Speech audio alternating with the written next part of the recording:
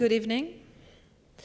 I'm Charlotte Vignon, curator of decorative arts at the Frick Collection, and I'm also the curator of the exhibition, Coypel's Don Quixote tapestries, illustrating a Spanish novel in 18th century France, which I hope you had a chance to see, and if you haven't, the exhibition will remain open until 7:30, so you might have a chance to see the show after the lecture. So during the preparation of this exhibition, I have met renowned scholars of the many arts inspired by the adventure of the knight-errant Don Quixote and his companion Sancho Panza. None of them, however, with the encyclopedic knowledge and profound passion that Patrick Lenaghan has for Cervantes' celebrated novel. I'm thrilled that he is here tonight to share with us his interpretation of Coypel's Don Quixote paintings, as well as his knowledge of the illustration that precede and followed those created by Coypel in the first half of the 18th century. For the last 20 years, Patrick Lenaghan has been the head of the Department of Prints and Photograph at the Hispanic Society of America, the institution that has so generously lent us the print and book in the exhibition. Patrick received his BA from Columbia University and his PhD in 16th century Spanish sculpture from the Institute of Fine Art in New York City. He is the author of many articles and essays in English as well as in Spanish on various aspects of Spanish art. He has also organized many exhibitions, including in 2004, Imágenes del Quixote at the Museo Nacional del Prado, which outlined the changing visual interpretation of Cervantes' masterpiece through illustrations. After the lecture, Mr. Lenaghan will take a few questions. So now, please join me on welcoming Patrick.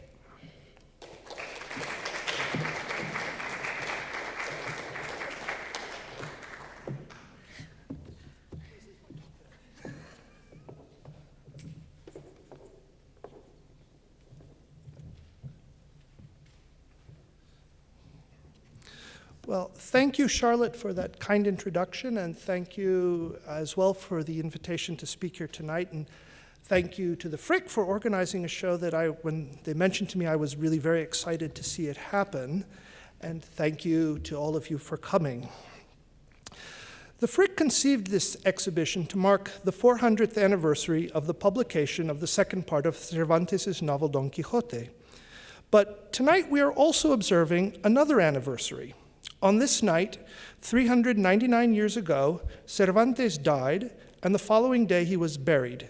For this reason, April 23rd has become the day of the book in Spanish-speaking countries. It thus seems even more appropriate to talk about Charles-Antoine Coypel's illustrations of Cervantes' novel tonight. I would like to begin by discussing some general questions regarding illustration and the history of Coypel's project. Then, I would like to examine these remarkable images in the context of other illustrations of Cervantes' novel. In the course of this, I hope to show how, in these 28 works, Coypel creates an elegantly comic vision of the novel. Many treat illustration as a secondary genre because they assume that the artist has exercised no originality and simply recreated the text. In truth, illustration poses a formidable challenge, requiring artists to make many decisions and employ their talents to the fullest. These images thus call for careful consideration of the choices the artists made and how their style and formal conventions shaped their approach.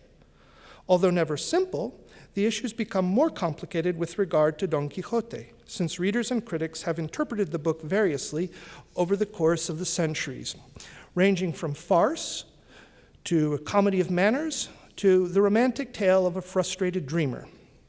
The story Cervantes tells is unambiguous. After reading too many books of chivalry, Don Quixote, a country squire in 17th century Spain, decides to leave home and become a knight-errant accompanied by his squire Sancho Panza. But the world Quixote finds is not the one described in his books. No other knights-errant remain to challenge him, and no princesses await him for their rescue. Undeterred, he reconstructs the world he encounters to conform with his reading. The world, however, is not so malleable, and he suffers a series of comic misadventures and humiliations. Quixote's delusions force his friends to create fictitious chivalric damsels and lands who need his aid as part of many ruses by which they attempt to bring him home. In the second part of the novel, characters who have read the first part now stage events to take advantage of the knight's madness for their own amusement. Throughout all this, Cervantes' brilliant handling of the material raises questions about reality and illusion. The complexities entailed in illustrating such a text become apparent in the seemingly simple question of how to portray Don Quixote. At the beginning, Cervantes describes him as, quote, close on to 50, of a robust constitution, but with little flesh on his bones, and a face that was lean and gaunt. Later on, another character says, quote, he is a man of tall stature, gaunt features, long, lank limbs, with hair turning gray, an aquiline nose hooked, and a large black drooping mustache. In spite of the details of this physical description, illustrators respond differently. For Coypel, as for most artists before the 19th century, Don Quixote is an older man, yet strong and vigorous. And there's another early image. Whereas, according to later versions, such as that by Gustave Doré or the one here by Ricardo de los Rios, he is less imposing, even frail and ludicrous. The altered features lead to different interpretations of the protagonist and his madness. Each artist has to resolve the question of whether Quixote is to be a credible opponent or a wisp of a man. If artists draw Quixote as a frail figure, his adventures become pathetic, and the viewer can consider him sympathetically. But should the illustrator present Quixote as an adversary capable of inflicting damage, his undertakings become less endearing. In this context, the exhibition at the Frick offers a rare chance to appreciate how one artist has confronted these challenges. With its mix of paintings, tapestries, and engravings, the exhibition also raises the question of how Coypel's compositions were rendered in different media, and under what conditions the public might have viewed these works. Although Coypel exhibited some paintings at various salons, he created them principally as tapestry cartoons, and few contemporaries would ever have seen all his canvases, much less in one venue. Moreover, some cartoons no longer survive, and others have suffered due to multiple weavings. Instead, it was the tapestries and the prints that made his images famous, if under very different circumstances. The first were large-scale scenes visible only to a select public in aristocratic or royal residences, or today at the Frick. The latter enjoyed a much wider circulation, where viewers or readers studied them in private. Furthermore, no single tapestry edition featured all of Coypel's 28 compositions, and not all images were issued as engravings, notably Don Quixote attacking the wineskins, the ball at Antonio Moreno's house, and Don Quixote served by the maids at the inn. So, thanks to the Frick, we can appreciate Coypel's achievement in its entirety. By including one example of each scene, whether painting, tapestry, or print, the exhibition offers an exceptional opportunity to see how Coypel's compositions work and how he retells the novel with his own graceful comic style. Coypel's series has a historical importance because it practically defined the image of Cervantes' knight for the 18th century, and it became the point of reference for any other artist or editor who wanted to depict Don Quixote. Known to a wide audience through prints, the images enjoyed a greater dissemination, credited or uncredited, than any other set up to that point, and probably until Gustave Doré's images appeared in 1863. From 1725 to 1800, more than 35 editions featured prints of Quixote's compositions, which, if you calculate roughly that 1,500 copies is the standard number in a print run, we would have a total of 52,500 copies of the books with the prints. Of course, the prominence of Coypel's set reflects the popularity of Cervantes' novel throughout Europe, but particularly in France. Proof of this comes from the following anecdote. Someone accompanying the French ambassador to Spain in 1650 praised Cervantes and then asked offhandedly about his status. On learning that although an old soldier of good family, Cervantes lived in poverty, the Frenchman asked, quote, "How is it that Spain does not maintain such a man comfortably at public expense?" to which another member of the ambassador's retinue added, quote, "If need obliges him to write, may it please God that he never have abundance, so that his poverty shall make the world rich." French translations had appeared quickly, the first part coming in 1614 and the second part in 1618. The most important French version was that which Fillot de Saint-Martin made in 1677 to 78, the text of which would go through 37 reeditions from 1677 to 1798. Although a later translator in 1744 complained about the abuse of Cervantes' text because Fillot de Saint-Martin had cut and changed the novel, other writers were more tempered, saying the original was so good that it did not matter, and above all, Fillot de Saint-Martin had produced an agreeable and easily read text. Fillot de Saint-Martin, however, was not content to translate Cervantes' novel, but he also produced a continuation, which appeared in 1695. The taste for these sequels continued, and another author, Robert Schall, wrote a second volume of additional adventures published in 1713, just a few years before Coypel began his cycle. To judge from contemporary commentaries, most people found the novel funny. In a broader way, the book turns on the questions of a petty nobleman or knight who reads so much that he believes the fantasies he finds in his book. When reality proves otherwise, the clash produces comic situations. A society that was constantly at war and that held knightly or aristocratic privilege in high regard would naturally see the humor in the crazy antics of a minor nobleman. The eccentric doings of a Spanish knight might also have had extra meaning for a French public in light of the changing relations between the two countries. After fierce antagonism with the Spanish monarchy in the 16th century, France experienced a brief détente in the early 17th century, until Cardinal Richelieu resumed hostilities. Throughout the period, Spanish military forces enjoyed a superiority that naturally earned them resentment. When peace finally broke out, briefly, with the Peace of the Pyrenees in 1660, France had gained the upper hand. The next chapter in this history followed in 1700, when Louis XIV asserted the claim of his grandson, the future Philip V, to the Spanish throne, thereby starting the War of Spanish Succession. By now, Spain had ceased to be an enemy of formidable dimensions, and when the hostilities ended in 1714, the junior member of the French royal family wore the Spanish crown. French attitudes to Spain and Don Quixote have further significance at this point, since the new Spanish king had written his own sequel or continuation of Don Quixote when a young boy at the French court. Moreover, as King of Spain, Philip V would later commission his own tapestries on the subject from the Madrid workshops. 4 years after the War of Spanish Succession ended, the relation between the two nations took an almost comic turn in the War of the Quadruple Alliances of 1718 to 20. Now France found itself reluctantly invading Spain. Public opinion had shifted to such an extent that the war against a nation led by a member of the French royal family was unpopular. Moreover, the French army had specific orders not to capture the king, and in spite of deploying a small force, which advanced at a leisurely pace, they couldn't help themselves but make good progress.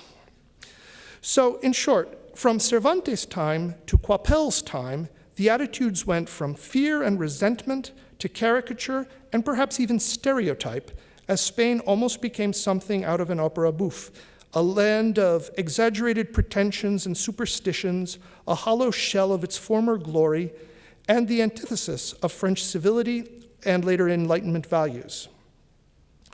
Against this background, Coypel began work on the tapestry cartoons in 1715. Shortly after the war, the Spanish Succession, and he was well advanced in the project when the War of Quadruple Alliance occurred. The project flourished so that by 1725 he had completed 22 paintings, with 16 alone coming in a spectacular burst of activity in the first 5 years, 1715 to 20. Even when the rate slowed down, Coypel still produced almost one a year from 1721 to 27, accounting for a further 8. The 1730s saw only 3 more, but among these are some of the most elegant images. And the final cartoon comes in the year before his death, in 1751. When we look at this series in the context of his career, we see that it is the largest of any set he created, and that with the last one finished only 1 year before his death, it spans his entire career. But Coypel's interest in the novel extended to other media. In 1720, he had written a text for a ballet based on an episode from Don Quixote. With the young Louis XV dancing in it, the ballet enjoyed a notable success. The following year, when he had already created 16 or 17 of the cartoons, he decided to issue them as engravings and formed a partnership to do so. Doubtless he wanted to capitalize on the tapestry's success, while the novel had moreover demonstrated that it was a sure bestseller. In 1724, as the first prince appeared, he received a royal privilege for 12 years for his prints, effectively guaranteeing him a copyright in France alone. In 1725, he exhibited one of his paintings on the subject at the Salon, and in the following year, he wrote an open letter to the Mercure de France thanking the public for the favorable reception of the prints. When his privilege expired in 1736, we can see others using his images more freely. Here you see an image from his authorized set, and very quickly across the channel, the English made a very good copy. Then waiting out of copyright, we have these, and this set is one of my favorites because the scenes are all translated into forests, whether or not they deserve it. And here we have Don Quixote's bedroom happening outdoors. And it's not just a question of prints, they're also drawings. We have these drawings at the Hispanic Society. Even so, Coypel's set maintained its popularity because in 1744, we have a record that 6,612 unsold copies existed of the various prints. The wide circulation of Coypel's prints and paintings attests to their success in his day, even if few remember him now. As a painter, he held prominent court positions and excelled in depicting subjects from classical mythology or Roman history in an elevated tone. He employed such allegorical imagery when he shows Don Quixote cured of his folly by wisdom, since the figure of wisdom is none other than Athena, who we just saw leading Achilles on to avenge the death of Patroclus. Coypel also painted episodes from chivalric or knightly romances, such as those by Ariosto or Tasso, in which he combined a heroic quality with a lighter tone reminiscent of the fête galante. He would tap this second vein in his images of Don Quixote, even when borrowing motifs. You see the figure in the center there, and how it is repeated here. And when we compare the works, we see it reveals how he has made the scenes from Cervantes' novel more direct and perhaps even colloquial, so that the humor depends on the contrast between daily life and the ethereal, dreamlike quality found in these romances. Still, when other scenes called for it, he employed a more realistic, genre-like approach. These comparisons point to another consideration. When Coypel created his compositions, no established iconography existed for Don Quixote, apart from the unpolished prints that accompanied the earlier editions in Flanders, the Netherlands, France, and England. Not surprisingly, he looked at those that had first appeared in the Dordrecht volumes of 1657 and were repeated and expanded in later French and Flemish volumes, such as this from Antwerp of 1672-73, but he also consulted, I think, a London edition of 1687. Comparing these prints with his works, however, shows that they served only as a point of departure. And more notably, he seems to have ignored or perhaps not even known the French edition of plates issued by Jacques Lanier. When evaluating Coypel's images, we should always remember that since he had created them as tapestry cartoons, he was not obligated to follow the order of the book or space his episodes evenly through the book the way an illustrator would. He therefore gave his set a distinctive tone by focusing on those scenes of gallantry and fantasy, whether with an aristocratic setting or recalling the fête galante. In fact, 2/3 of the 28 images come from the second part of the novel, and more than half of these scenes relate to only 3 sections there. 10 depict moments when Don Quixote and Sancho stay with the Duke and Duchess. 3 represent the festivities at the wedding of Camacho and Quiteria, and 2 illustrate the visit to the house of Antonio Moreno in Barcelona. The festive aspect continues in the 2 more allegorical scenes, which serve as prologue and epilogue for the set. Don Quixote setting out led on by the figure of folly, or wisdom curing Don Quixote.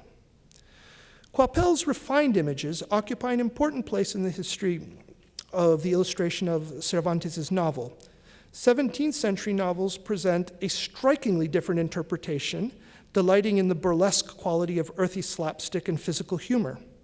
Whether the modestly scaled engravings that Savary included in his Dordrecht edition of 1657 or those issued in the London volume of 1687, they offer a rough-hewn comedy. Even more sophisticated series, like this one that Jacques Lignier published, conforms to this pattern, and it presents a Quixote who is clearly mad and even menacing. Readers and artists in the 18th century retained a firm grasp on the comic elements, but in a more refined way, whether the foolish gentleman found in Coypel's set or the dangerous lunatic drawn by Francis Hayman. They still depict a madman, though. Nonetheless, they often render the humor using more restrained gestures and sophisticated compositions, so that in keeping with Cervantes' own detached irony, they emphasize the reversals and parody instead of broad slapstick. The 19th century witnessed perhaps the most dramatic shift in the critical history of Cervantes' work, when commentators imposed a romantic interpretation, claiming that the novel represented the heroic quest of a failed dreamer. Critics also embraced it as a precursor to the great 19th century novels in its realistic details and study of psychology, which in turn encouraged artists to focus on these aspects as well. 19th century illustrators, not surprisingly, created a range of interpretations. In 1848, Granville created images of Don Quixote marked by an acute yet wry appreciation of the hero's foibles. Granville describes a solemnly and patently mad Don Quixote who performs his feats of daring do with a droll sang-froid. More than a decade later, Gustave Doré displays a dazzling range of moods and effects, from coarse physicality to extravagant fantasy. But he does so within a distinct visual language of idealized figures, dramatic landscapes, and daring architecture, which, while almost invariably maintaining a serious tone. Equally serious, but no less effective, are the etchings which Laloux created. Endowed with a magnificent control of the medium, he made a series of serious yet enchanting scenes in which the figures solemnly act out Cervantes' narrative. Above all, the characterization of Quixote stands out, a slender, dignified gentleman, a man one is more likely to describe as a Victorian eccentric than a raving lunatic. With this broad understanding of the history of the images of Don Quixote, we can appreciate Coypel's work better when we compare his compositions with those before and after him.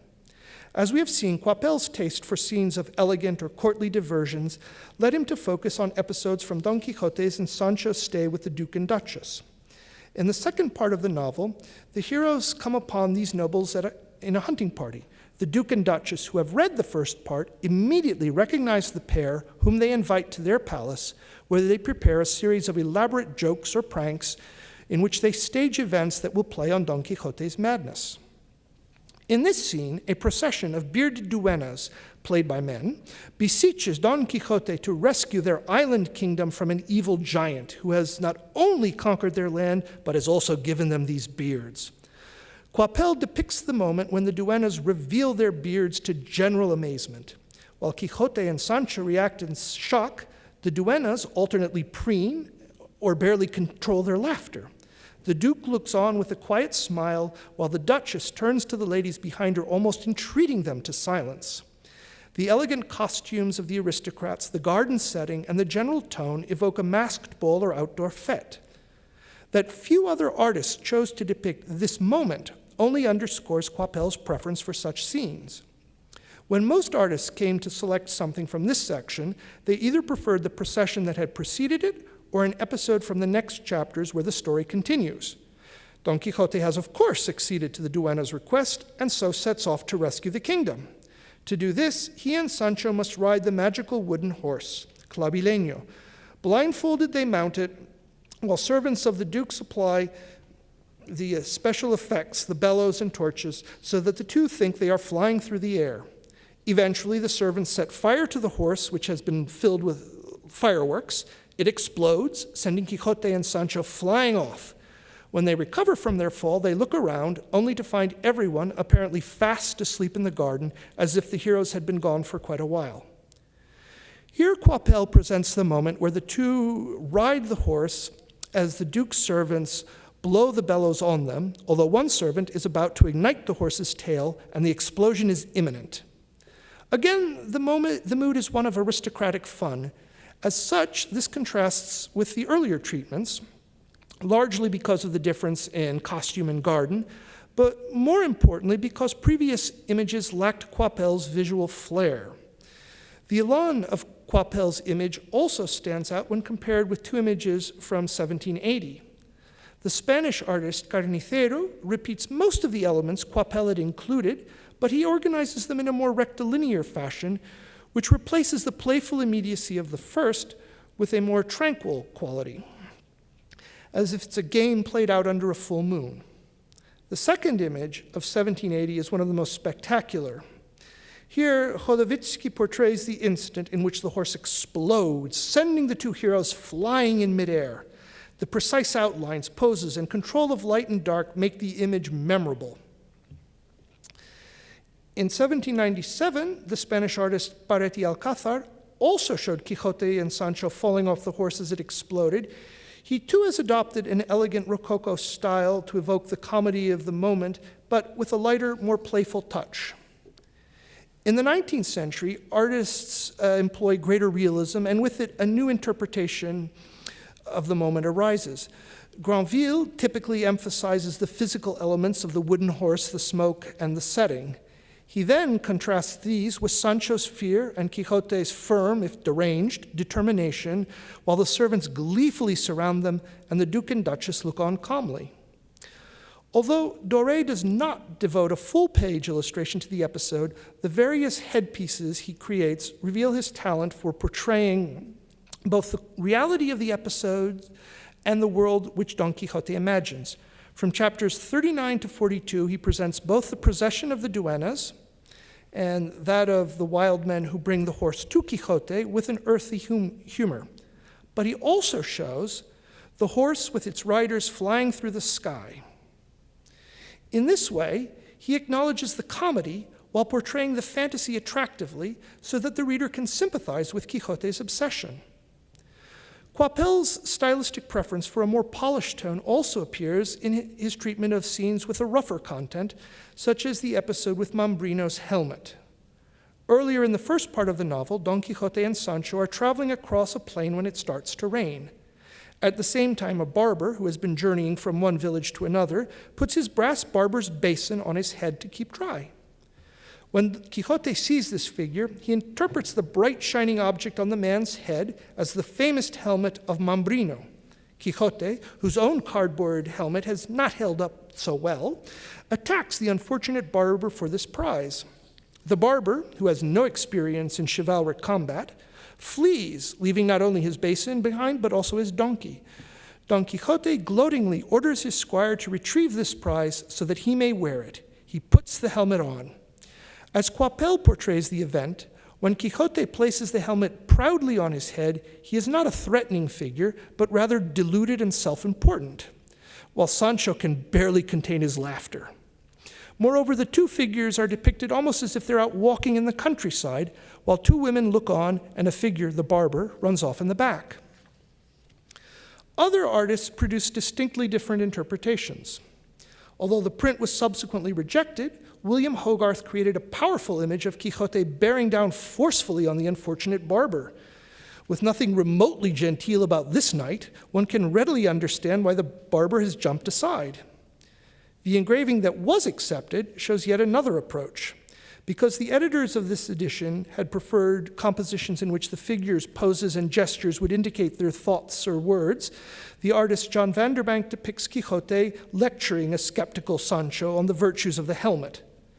Carnicero, who had to meet similarly precise requirements, carefully distinguishes between Quixote setting the helmet on his head and Sancho seizing the saddlebags which the barber has left behind, and we see the barber fleeing on the left.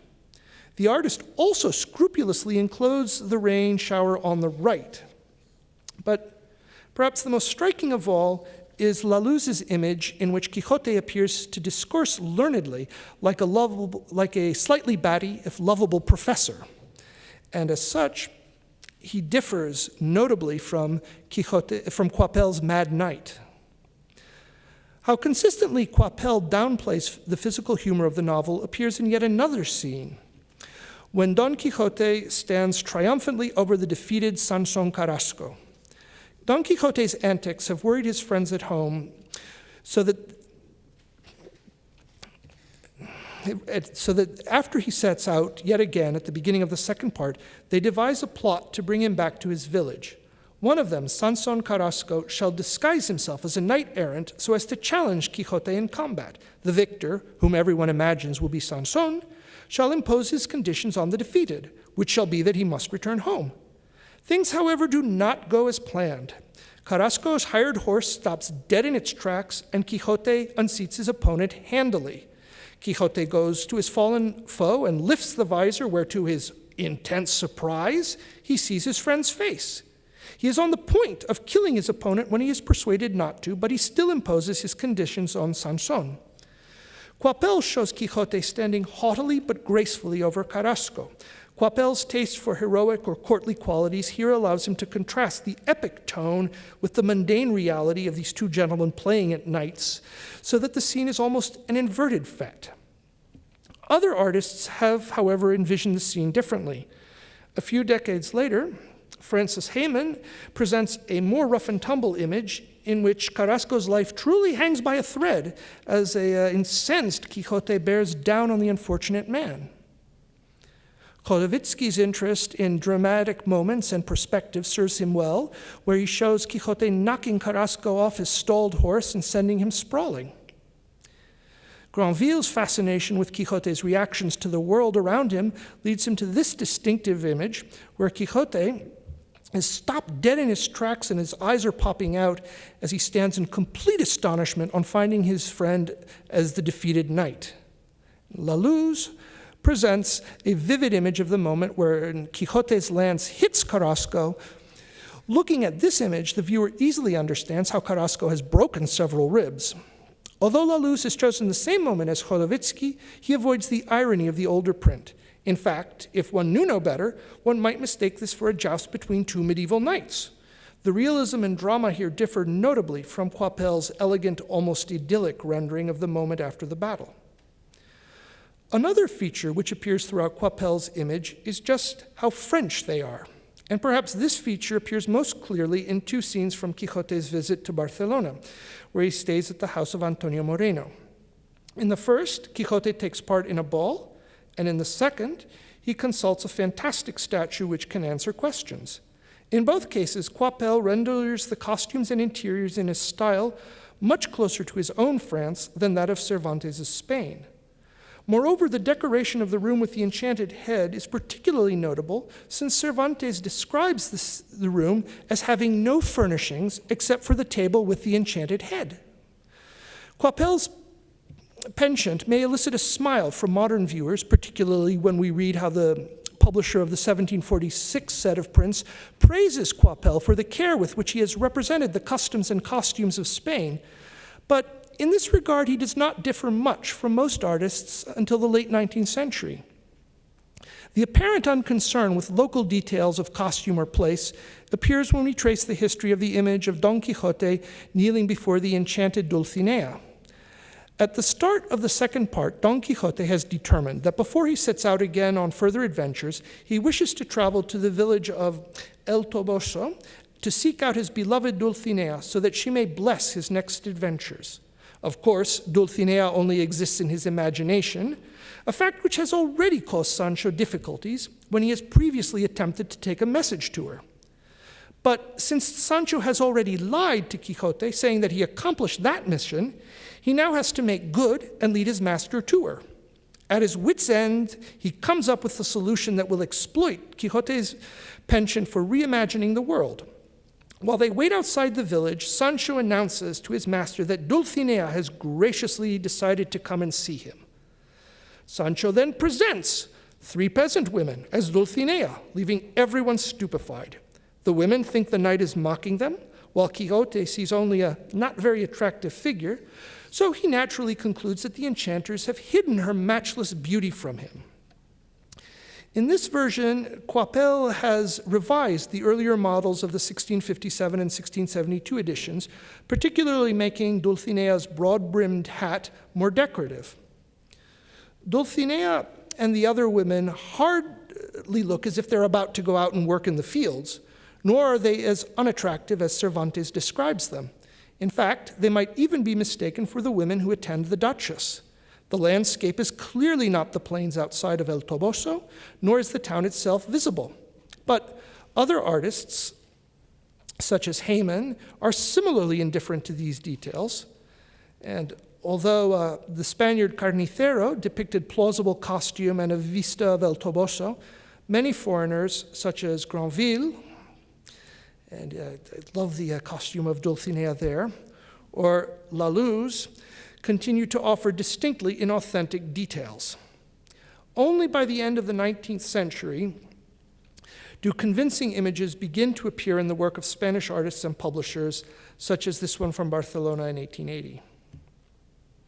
As an aside, this image of this episode has a slightly different story in it.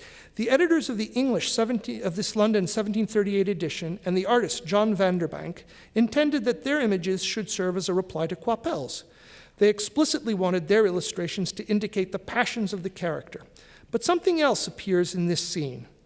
Throughout this set, Quixote resembles Van Dyck's portraits of Charles I, but the resemblance is particularly striking here.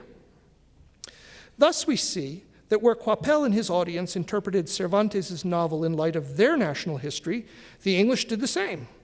In this case, the 18th century political circle of the Whigs saw Cervantes' crazed knight obsessed with chivalry to the point of ignoring reality as a metaphor for the Stuart monarch and his descendants who still posed a real threat to the country.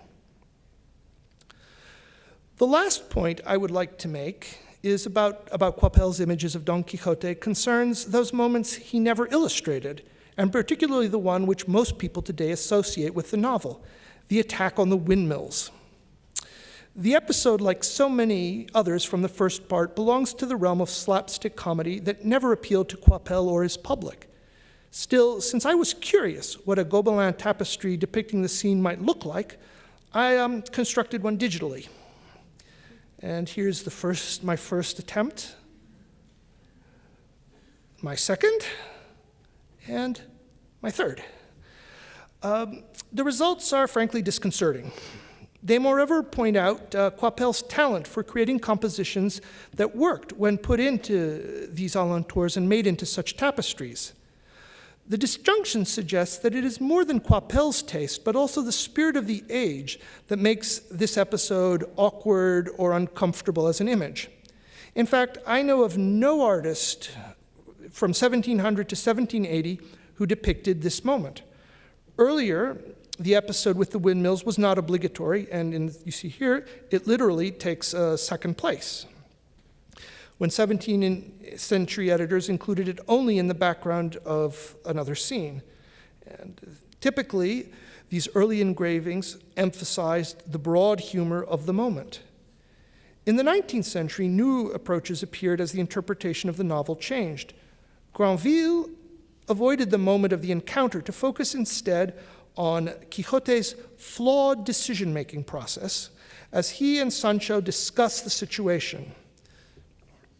From this point on, the comedy of the moment recedes dramatically from illustrations, and the idealizing view of the novel takes hold.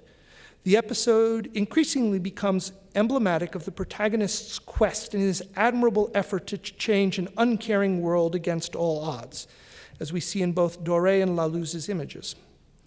Doré presents a much more sympathetic and detailed version than any before.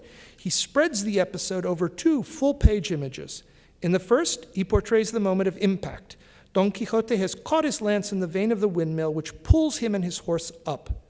The reader is left to imagine their fall.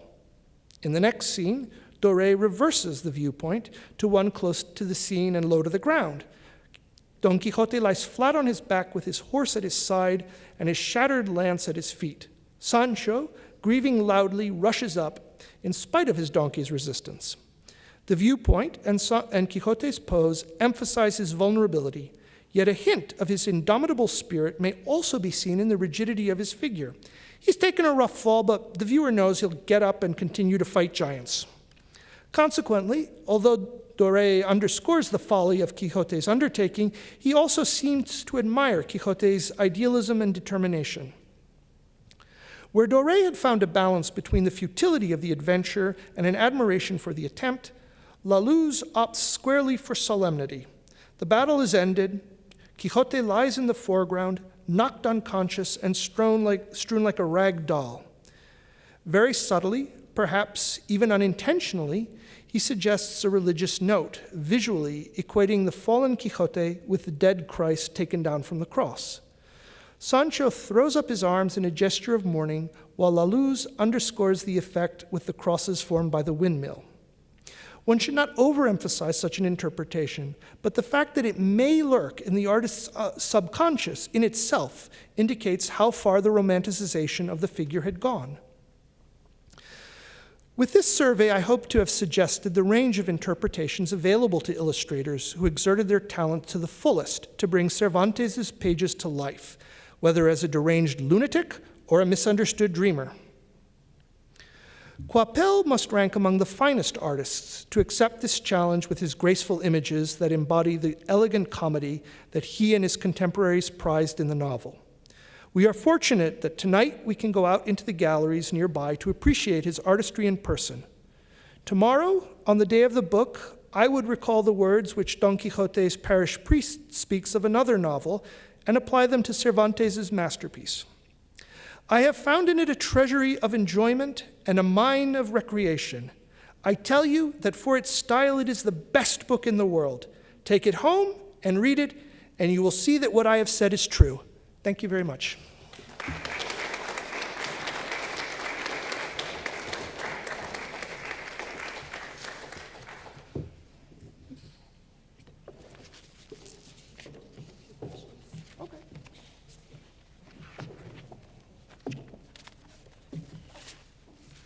Do you have a few questions? Someone has a question?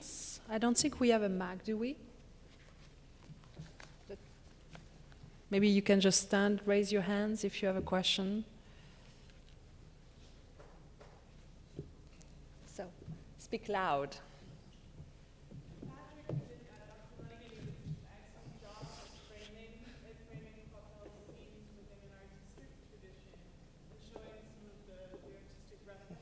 Mm-hmm. We didn't talk a lot about the text.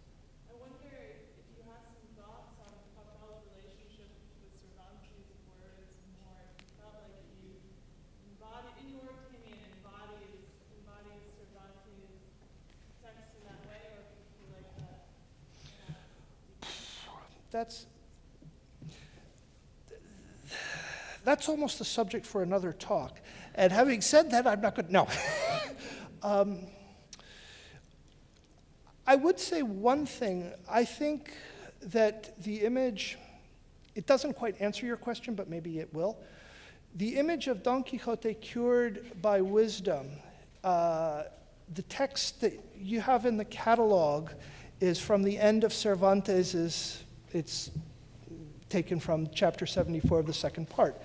But I suspect, as I was doing this, that that's not what Coypel was looking at. Because when Fillot de Saint-Martin fiddles with the translation to make it possible for there to be a volume 5 and a volume 6 that is a continuation, he cuts and he changes the ending. because he has to have a Quixote who is cured, who can then go out again. And so I wonder, that's one case where there actually may be a direct link with the French translation that Coypel was looking at. But I'm not fully comfortable to say for sure. But the other thing is that since you have an artist who on 2 different occasions wrote his own texts of different episodes, he obviously is very conversant. But the fact of how you translate the text to a drama, and the episodes that he's chosen for his drama are in fact scenes that don't show up in the tapestries, is a question. Is Coypel picking the scene of Cardenio's madness in the woods because it makes a better play, but he doesn't want it as a tapestry because the episode doesn't feature Quixote? And this is a problem that the playwrights have when they extrapolate things, because how do you condense into a playwright? So it's a very difficult question. And I don't know if that's any answer.